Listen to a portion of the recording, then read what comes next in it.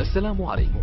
لا تنسوا الاعجاب بالفيديو والاشتراك في القناة تشجيعا لنا لنستمر بنشر المزيد ان شاء الله.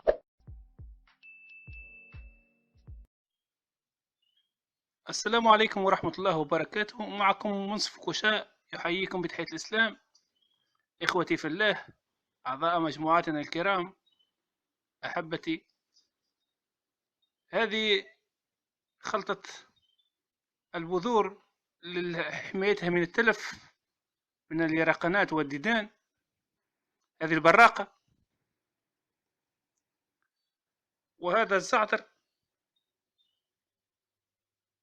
مقدار ملعقة من الأكل، وهذا نعناع مجفف ومطحون، الثوم الجاف ومقطع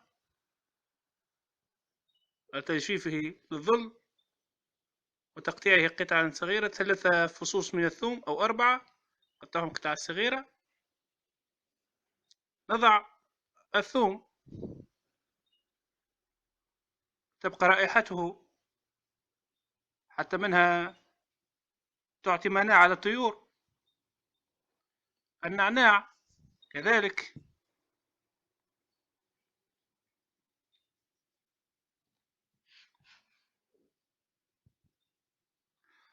والزعتر.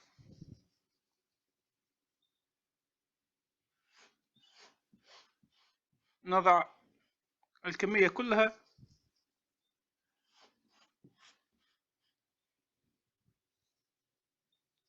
ونخلط جيدا.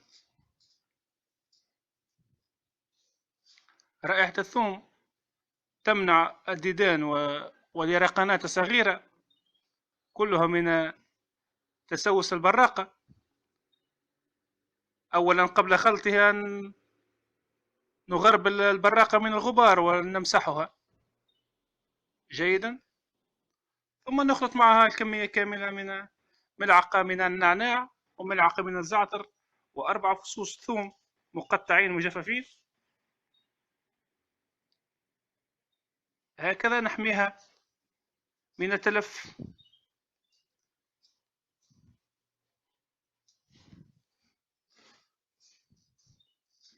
رائحة الثوم جيدة حتى للوقاية من الأمراض. أنا أطعم البراقة ساك كما نقول، أو الزوان، أعطيها ساك للطيور، وأقدم مرتين الحبوب الأخرى في الأسبوع، مرتين فقط في الأسبوع. أطعم براقة كافة الطيور. دمتم في رعاية الله إخوتي، إلى موعد آخر إن شاء الله، مع تحية للذئب الروسي.